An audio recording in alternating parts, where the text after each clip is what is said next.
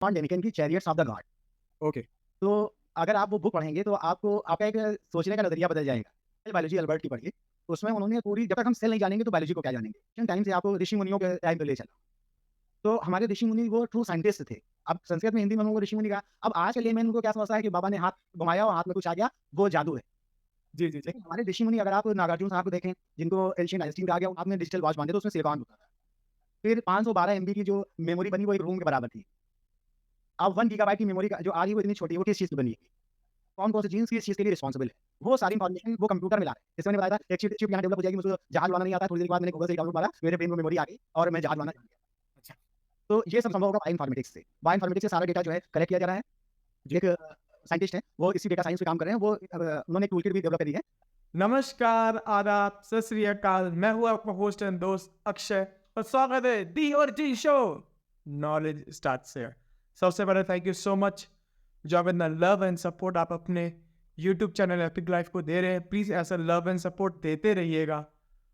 आज हम जानेंगे इस पॉडकास्ट में लेमन लैंग्वेज में कि चाइल्ड न्यूरॉन डेवलपमेंट क्या होता है, बायोटेक्नोलॉजी का क्या महत्व है इलेक्ट्रॉनिक साइंस में। जी हाँ, आज के ज़माने में बायोटेक्नोलॉजी का क्या महत्व है इलेक्ट्रॉनिक साइंस में, उसकी क्या इंपॉर्टेंस है, इस पर हम लोग बात करेंगे और जानेंगे कौन सी बुक्स जिसको हम पढ़ सकते हैं जब आप एज अ बायोलॉजी करियर ले सकते हैं apart from being a doctor. So ऐसी बहुत सी बातें हैं हम लोग डिस्कस करेंगे लेमन लैंग्वेज में। तब तक के लिए बने रहिए, stay tune. Will be come back after a short intro.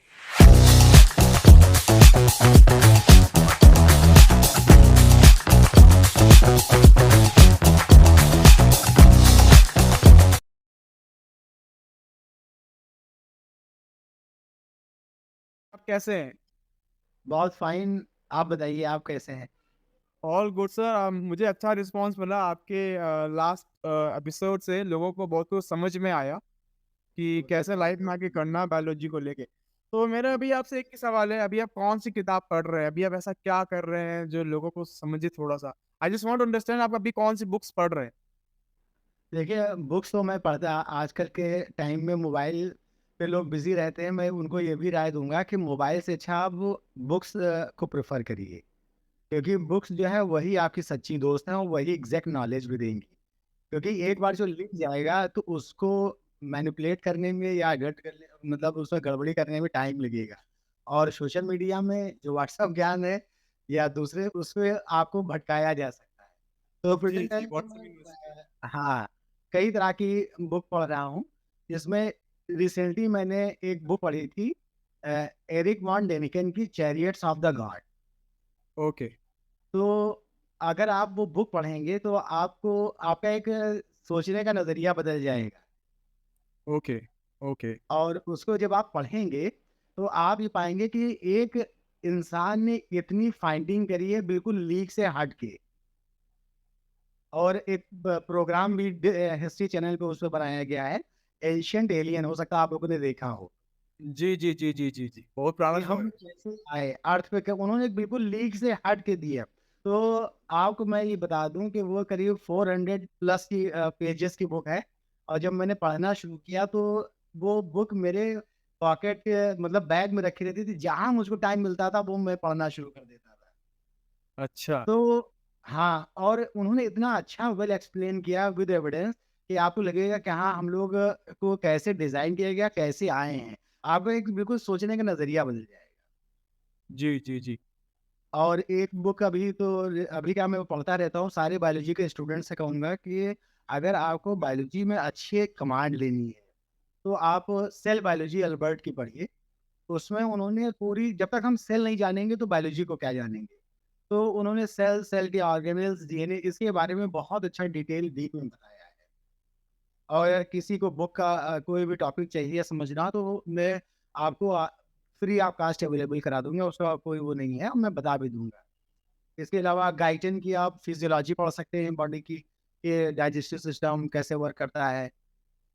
और क्यूबे की इम्यूनोलॉजी मैंने वो भी पढ़ता रहता हूँ कि जैसे मेरे स्टूडेंट्स के लिए वो हेल्पफुल रहे। जी, जी, जी, जी। तो सर ये सब किताबें फ्री ऑफ कॉस्ट अवेलेबल है वेबसाइट पे तो कि हाँ, चार्जेबल? देखिए, हाँ, मैं ऑनलाइन तो ये स्टेटमेंट नहीं दे पाऊँगा कि फ्री ऑफ कास्ट है कि नहीं है। लेकिन हाँ, अमेज़न पे या अगर आप गूगल पे सर्च मारेंगे तो जहाँ चाह वहाँ रहा, ये बुक्स आपको कहीं न कहीं जी। मिल जाएगी। जी, जी, जी, जी, जी, जी, वैसे आप अगर समझ खरीदेंगे तो ज़्यादा अच्छा रहेगा, राइटर को भी एक सपोर्ट रहेगा। सही बात, सही बात, सही बात है सर। तो सर आप जो किताबें पढ़ रहे हैं आपको उससे आपको क्या सीख मिलती है? ऐसी क्या चीज़ें हैं जो मतलब कैसे डार्क सीक्रेट्स क्या है साइंस के, जो लोगों हाँ, को देखिए पता ही नहीं है एक्चुअल लाइफ में? देखिए डार्क सीक्रेट का सेंस यहाँ पर नेगेटिव वे में नहीं लेना है, डार्क का मतलब नहीं जो पॉज़िटिव में नेगेटिव। ले रहा हूँ सर। हाँ, डार्क सीक्रेट का मतलब ये है कि जो एक लेमैन नहीं समझ पा रहा है, कि असलियत में साइंस है क्या? तो जैसा आप मेरा पढ़ाने का तरीका जानते हैं कि मैं एंशिएंट टाइम से आपको ऋषि मुनियों के टाइम पे ले चला। तो हमारे ऋषि मुनि वो ट्रू साइंटिस्ट थे। अब संस्कृत में हिंदी में हम लोगों को ऋषि मुनि कहा। अब आज के लेमैन उनको क्या समझता है कि बाबा ने हाथ घुमाया और हाथ में कुछ आ गया, वो जादू है। जी, जी, जी। लेकिन हमारे ऋषि मुनि अगर आप नागार्जुन साहब को देखें, जिनको एंशिएंट आइंस्टीन कहा गया, उन्होंने नरकुल से हमारे नक्षत्रों के बारे में बताया। जी, और आज भी वो उसको कोई फ़ेल नहीं कर पा रहा है। सप्तऋषि तारामंडल के बारे में बताया। हमारे जो मिस्र के या अरब के साइंटिस्ट थे, उन्होंने सितारों के बारे में बताया। पूरी ट्रिग्नोमेट्री अरब के साइंटिस्टों ने पिरामिड वगैरह को बनाई। तो वो सारी साइंस आगे चल के हम लोगों के लिए का काम आई। तो जी, आज जी। की साइंस क्या है, डार्क साइंस की मतलब मैं यही बताना चाह रहा हूँ कि जो छिपा हुआ है, हिडन है। हमको उसको कॉमन वे में लाना है। और पे इतनी तरह-तरह की लैंग्वेजेज़ हैं, आप किसी भी क्यूआर कोड या स्कैन मारिए, किसी भी लैंग्वेज में लिखा हो, आप उसको ट्रांसलेट करके समझ सकते हैं। जी, तो जी, जी। ज़रूरत है आपके लिए, आपके अंदर कितनी चाह है साइंस को समझने की। और जी, उसका जी। सबसे अच्छा सोर्स यही आप गूगल है, तरह-तरह के सोशल प्लेटफ़ॉर्म हैं, मगर वो सही नॉलेज होनी चाहिए। जी, जी। और उसके लिए आपको बुक पढ़नी ही रहेगी। जब आप बुक पढ़ेंगे, पिछली किताबों को पलटेंगे, तभी आपको उसके बारे में सही नॉलेज मिल पाएगी। जी, जी। डार्क साइंस यही है कि हमको साइंस को अच्छे से समझना है और उसको डेली लाइफ में उसका क्या यूज़ हो रहा है, कैसे हो रहा है, उसको प्रैक्टिकल करना है। किसी दूसरी साइंस में आँख बंद करके विश्वास नहीं करना है। जी, जी।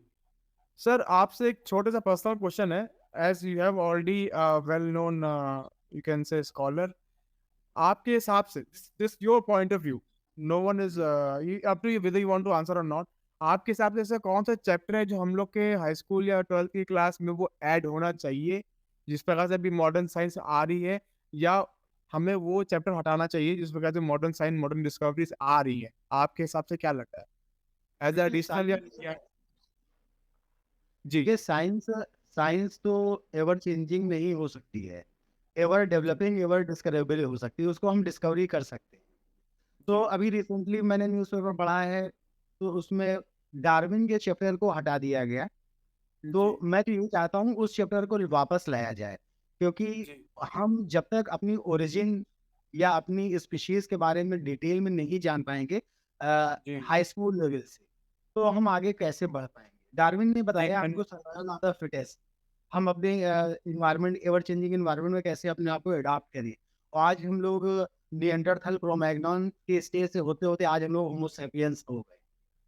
तो इस चैप्टर को वापस ऐड किया जाना चाहिए डार्विन की थ्योरी को। इसके अलावा हाई स्कूल लेवल से ही बायोटेक्नोलॉजी के कुछ टॉपिक्स को ऐड किया जाना चाहिए कि जिससे जो जी बच्चे हैं वो बायोटेक को जानना शुरू करें। जी जी जी जब जी हाई स्कूल से बायोटेक्नोलॉजी के बारे में जानेंगे, तब उनका इंटरेस्ट आएगा कि आगे वो बायोटेक्नोलॉजी के लेवल में इंटरेस्ट के साथ अपना फील्ड बना सकें और पूरी दुनिया का अगर साइंटिस्ट बन के, टीचर बन के, अच्छे स्कॉलर बन के हेल्प कर सकें। तो जी बायोटेक्नोलॉजी के कुछ चैप्टर्स हैं, उनको इनिशियली ऐड किया जाना चाहिए। जी आई थिंक सर और बायोटेक्नोलॉजी इज द फ्यूचर जी, बायोटेक्नोलॉजी इज़ द फ्यूचर, क्योंकि उसमें हम तरह-तरह की बायो के टेक्नोलॉजी के साथ मिक्स करेंगे। एक छोटा-सा एग्ज़ाम्पल दे रहा हूँ। पहले देखिए जब हम लोग छोटे थे तो वो हाथ में डिजिटल वॉच बाँधते तो उसमें सिलिकॉन होता था। फिर 512 एमबी की जो मेमोरी बनी वो एक रूम के बराबर थी। अब 1 गीगाबाइट की मेमोरी का जो आ रही है वो इतनी छोटी है, वो किस चीज़ की बनी है? मुझे नहीं पता सर तो वो प्रोटीन मॉलिक्यूल्स की है। जो एलसीडी है, लिक्विड ओ क्रिस्टल डिस्प्ले, जो एलसीडी, एलईडी आ रही हैं सब लिक्विड क्रिस्टल, वो प्रोटीन के मॉलिक्यूल्स हैं। ठीक है? तो अब साइंटिस्ट वर्क कर रहे हैं डीएनए पे। डीएनए 4 वर्ड से मिलके बना होता है, एडेनिन, ग्वानिन, थायमिन, साइटोसिन। इन 4 वर्ड की तरह-तरह के कॉम्बिनेशन से आज इतनी डाइवर्सिटी है पूरे जहाँ-जहाँ बायोस्फीयर है। जितने भी बायोलॉजिकल ऑर्गेनिज्म हैं, सब में डीएनए, आरएनए होता है, उनके अलग-अलग कॉम्बिनेशन से हम लोग तरह-तरह के डाइवर्सिटी, एक माँ-बाप के 2 बच्चे एक जैसे नहीं हो सकते एक्सेप्ट ट्विन्स। जी, जी।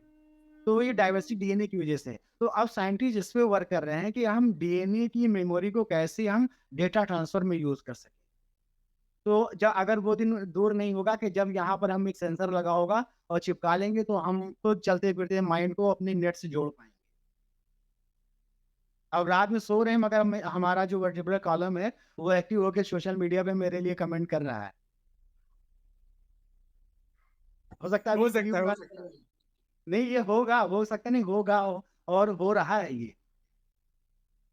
तो जब हमारा जो बायोटेक्नोलॉजी का लेवल इस लेवल तक पहुँच जाएगा, तो देखिएगा हम लोग दूर नहीं गए, जैसे अभी हम आप लोग वीडियो कॉन्फ्रेंसिंग कर रहे हैं, हम आपके पास बैठे होंगे, मेरी बॉडी यहाँ होगी, हम वहाँ आपके पास होंगे। जी, जैसे वो मैट्रिक्स दिखाया है ना उसपे, आपने देखा होगा आयरन मैन 3 मूवी थी, जिसमें दिखाता है कि यहाँ पे लगाता है चिप न्यूरोसाइकोलॉजी की, वो दिखाता है कि एक-एक न्यूरॉन को टच करो तो सब खुल जाता है, न्यूरॉन। जी, जी। मैट्रिक्स मूवी देखी होगी आपने कि वो अपने आप को माइंड से जोड़ के ट्रांसफ़र हो जाते हैं अलग नेट की जी, दुनिया जी, में। जी, जी।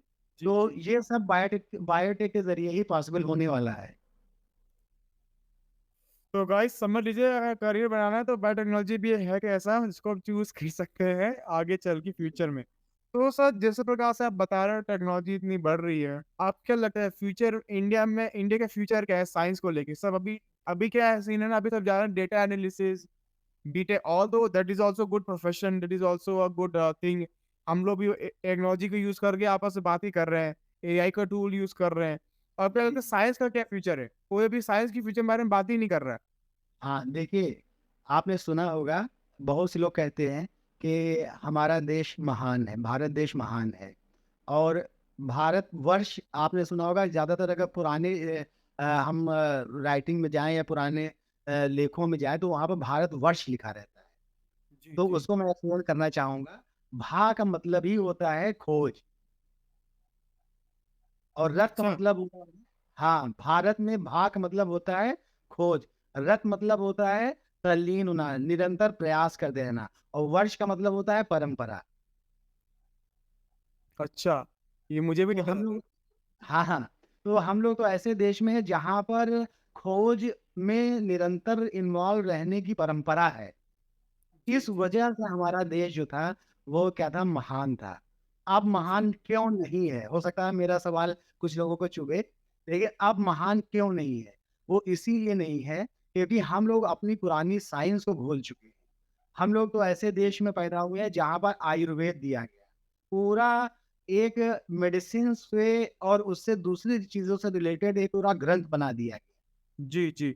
लेकिन हम लोग धीरे-धीरे जैसे आगे बढ़ते गए, उसका यूज़ हम लोगों ने करना ही छोड़ दिया। उसको पढ़ना ही जी, छोड़ दिया। तो प्लांट्स की इतना महत्व बताया गया कि घर के अंदर तुलसी लगाई जानी चाहिए क्योंकि उसके मेडिसिनल इतने इफ़ेक्ट हैं। हमारे इतने जी, यूज़ हैं। पीपल तो आज हम लोगों ने इन सब चीज़ों के बिहाइंड जो साइंस छुपी हुई है, उसको जी। छोड़ के जो सामने जो चीज़ दिख रही है उसको पकड़ लिया है। इस वज़ह से हमारी साइंस इंडिया में अभी स्पेशली बायोलॉजी जहाँ पे मेरा नॉलेज है, वो पिछड़ी चल रही है क्योंकि हम लोगों ने जो सामने है उसको पकड़ रखा, उसके बिहाइंड जो साइंस छुपी हुई है, उसको नहीं एक्सप्लेन कर पा रहे। ना उसको जी, समझ पा रहे हैं, ना उसको हम समझना चाहते हैं। तो इंडिया में साइंस हमारा देश बहुत डेवलप था। बाहर से लोग आके यहाँ पर विज्ञान सीखते थे। हाँ, हाँ। प्राचीन काल की मैं बात कर रहा हूँ। फिर धीरे-धीरे हम ही लोगों ने उसको क्या कर दिया, भुला दिया। तो ज़रूरत है आज हमको अपने प्राचीन विज्ञान को फिर से समझने की और उसको एक्चुअल साइंस के रूप में समझने की, किसी अंधविश्वास में नहीं।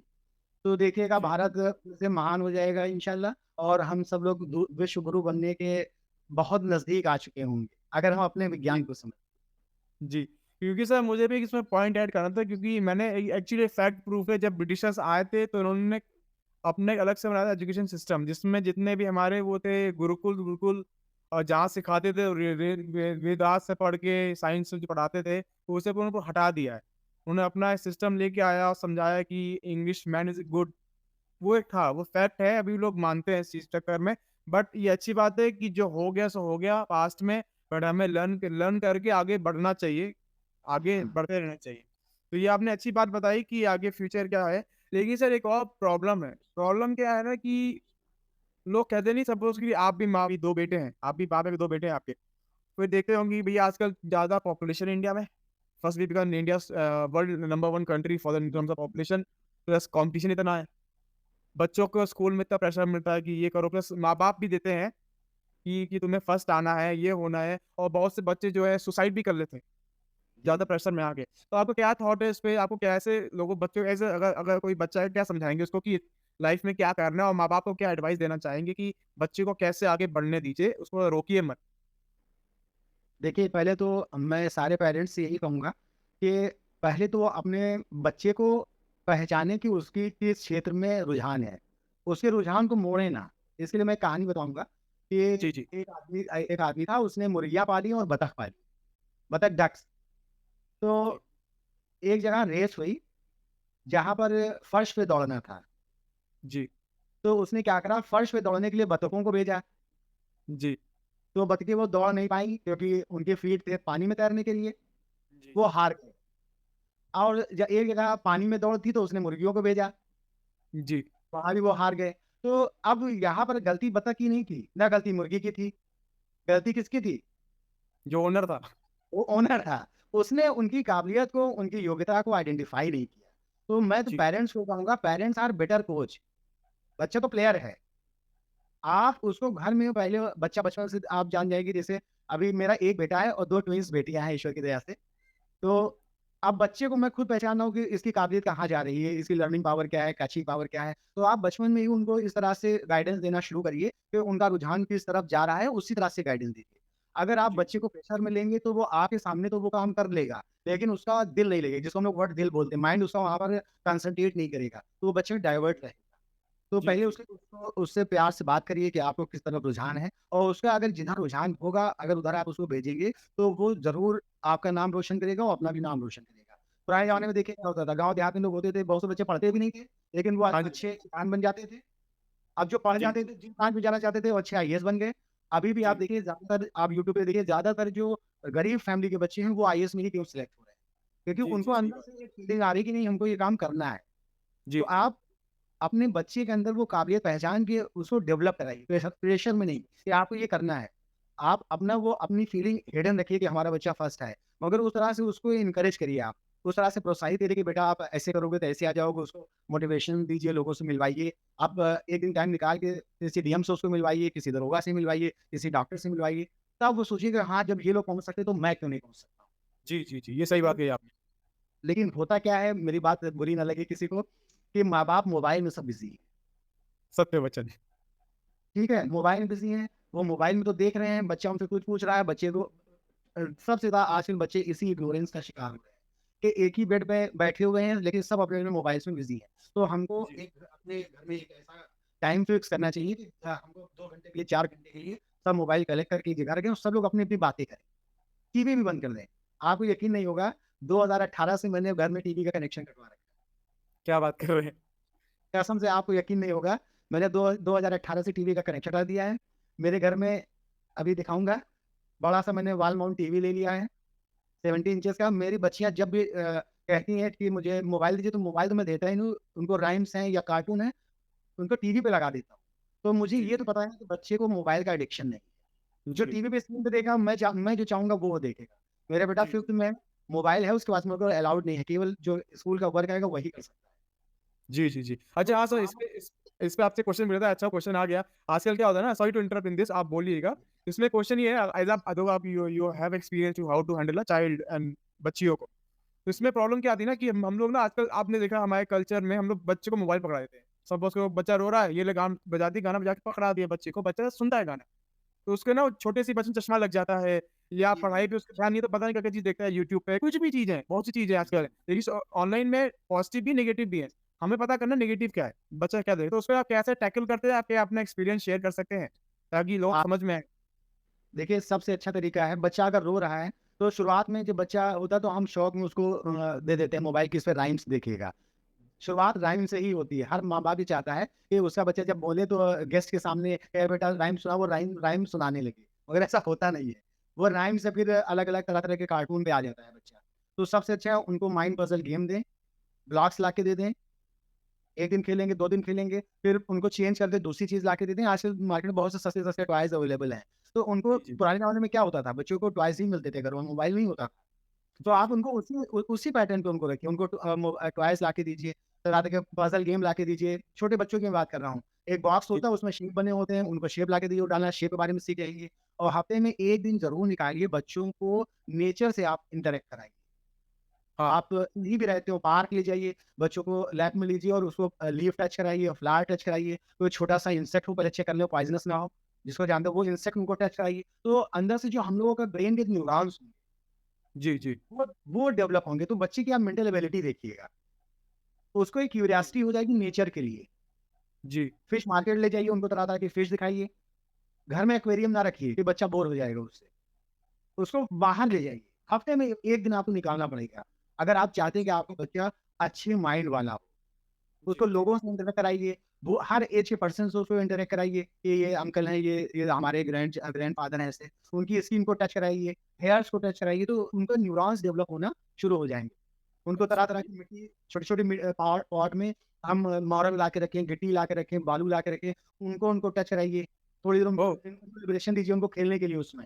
तब देखिए बच्चों के न्यूरॉन्स डेवलप हो जाएँगे। मैं हर हफ्ते आजकल तो छुट्टी है, डेली सुबह 6 बजे उठता हूँ। अपने तीनों बच्चों को यहाँ पर लखनऊ में तो बहुत से पार्क हैं। नदी के जी। किनारे एक पार्क है, गुड़िया घाट बहुत अच्छा बना हुआ है। जी, जी। वहाँ ले जाता हूँ, उनको फ्री छोड़ देता हूँ। ये अच्छा। नहीं कि वो मिट्टी छू रहे हैं, मिट्टी खेल रहे हैं, इससे मुझे मतलब नहीं है। जी, क्योंकि जी, हम जी। माइक्रो ऑर्गेनिज़्म से जब एक्सपोज़ होंगे तभी हमारी इम्यूनिटी डेवलप जी, जी, जी। ये बात आपने तो सही बताई सर। जी, तो इस तरह से मोबाइल की आदत नहीं पड़ेगी, वो बच्चे को लगेगा कि ये मेरे काम की चीज़ नहीं है। जी। उनको टीवी पे वही राइम आप टीवी पे लगाते हैं, स्मार्ट टीवी आ गए हैं, घरों में आप स्मार्ट टीवी लगाते हैं, पुराना टीवी उसमें स्टिक्स आती हैं, छोटे-छोटे बॉक्स आते हैं, वो एंड्रॉयड बन जाते हैं, वैसे करिए आप और यूट्यूब पे आप जो लगा के देखेंगे बच्चा फिर वो देखेगा। वरना एक फैंटम डिज़ीज़ होती है, बच्चे को मोबाइल के बगैर बेचैनी हो। अगर आपको हाँ। मोबाइल दूर रखने का आप लगेगा कि नहीं मोबाइल चलाना चाहिए, वो फैंटम डिज़ीज़ होती है, एक साइकोलॉजिकल डिसऑर्डर हो गया। जी, जी, जी, जी। ये हमने बहुत डीप बात कही है सर, कि ये सब बातें कोई बताता नहीं डिटेल में, और बहुत से पेरेंट्स को पता भी नहीं सब बातें, जैसे आपने जो हाँ, डिटेल में यानी कि बताया। पेरेंट्स को अलर्ट होना पड़ेगा। जी, जी, जी, वरना बच्चे बहुत ज़्यादा बिगड़ जाएँगे। आजकल के जनरेशन के बच्चे कुछ ज़्यादा ही एडवांस होने जा रहे हैं। एडवांस होना अच्छी बात है, लेकिन वो नेगेटिव वे में लेकिन जा रहे हैं। हाँ, वो वक़्त से पहले उनको हर चीज़ की नॉलेज मिली जा रही है, वो फेटल है। जी, जी, जी, जी। तो सर आपसे एक एक एक एक 2 क्वेश्चन्स हैं। फर्स्ट क्वेश्चन इज़ दैट कि सपोज़ करिए कोई एक बच्चा है, आपने समझा दिया पेरेंट्स को क्या करना है, लेकिन क्या होता है बच्चे समझ नहीं पाते हैं। बच्चे समझ ये नहीं पाते हैं, वो कहते हैं कि भैया मैं क्या करूँ ज़िंदगी में? उनको दिमाग में आता है कन्फ्यूज़न। कोई कहता है होता नहीं हमारे अभी भी नॉर्थ में या कहीं पर इंडिया में भेड़-चाल है। भेड़-चाल मतलब if someone goes one, people will follow him. अच्छा जी, I will become a doctor. One if A become doctor, B, C, D also become a doctor. तो उसको कैसे बस्ट कर सकते हैं, कैसे एक सिंपल बच्चे को समझा सकते हैं कि भैया तुमको क्या करना है, तुम्हें पहले क्या-क्या करना है, ताकि तुम अपने करियर को चूज़ कर सको। दिमाग में से क्या पॉइंट्स देने होंगे उसको? देखिए अभी जैसा मैंने पहले बताया, हर बच्चे की अपनी एक एबिलिटी होती है, उस पे वो वर्क जी, करेगा। तो अभी मैं तो पहले ही बता चुका हूँ, ये पेरेंट्स की ज़िम्मेदारी है जब बच्चा 10 हाई स्कूल में हो, 9th में हो, तब जी, उसको जो हायर लेवल पे लोग अपने गोल को अचीव कर चुके हैं, उनको जी, टीचर से मिलवा के उनको 1 दिन देना पड़ेगा। किसी कॉलेज में ले जाएँगे, टीचर से मिलवाएँ, लेक्चरर से, प्रोफ़ेसर से मिलवाएँ। उनसे जब आप जाएँगे तो ऐसा नहीं वो भगा देंगे, ऐसा कोई नहीं करता, उसको बड़ा खुशी होगी। जी, तो जी, उसको बताएँ कि देखिए इन्होंने ये स्टडी करी, आज ये इस मुकाम पे पहुँच गए। जी, जी, ठीक है, किसी लॉयर से मिलवाएँ, अच्छे लॉयर से मिलवाएँ, बताएँ कि देखिए ये इस फ़ील्ड में आके आज ये इस मुकाम पे हैं। फिर आप अपने किसी आईपीएस ऑफ़िसर से मिल सकते हैं, दरोगा से मिल सकते हैं, इंस्पेक्टर से मिल सकते हैं। बच्चों को बताएँ अगर आप जाना चाहते हैं तो आप इस ब्रांच में भी जा सकते हैं, देखिए ये क्योंकि बहुत से बच्चों को पता ही नहीं कि दुनिया में हम अपने कौन-कौन से गोल सेट कर सकते हैं। जी, जी, जब 9th लेवल पे आप अपने बच्चे को दिखा चुके होंगे कि देखिए इसी तरह के रेपुटेशन वाले जॉब हैं, आप उससे अपने देश की, अपने परिवार की हेल्प कर सकते हैं। किसी दिन आप अपने मिलिट्री बेस में पीएससी में चले जाओ, वहाँ किसी कर्नल से बच्चे की मुलाकात करा दें, किसी स्पोर्ट जी, पर्सन से मुलाकात करा दें, है ना? जी, किसी जी, जी, डॉक्टर से मिला दें, तो जब बच्चे तब बच्चे को एनालिसिस करने का मौका मिल जाएगा। जी, जी, जी, जी, आजकल यूट्यूब का ज़माना है, जब बच्चा किसी दिन एक जज से मिल के आया, डिस्ट्रिक्ट डीएम से मिल के आया शहर के, तो वो नेचुरली घर पे आएगा और यूट्यूब पे ज़रूर सर्च मारेगा कि हाउ जी। To become a DM. अच्छा।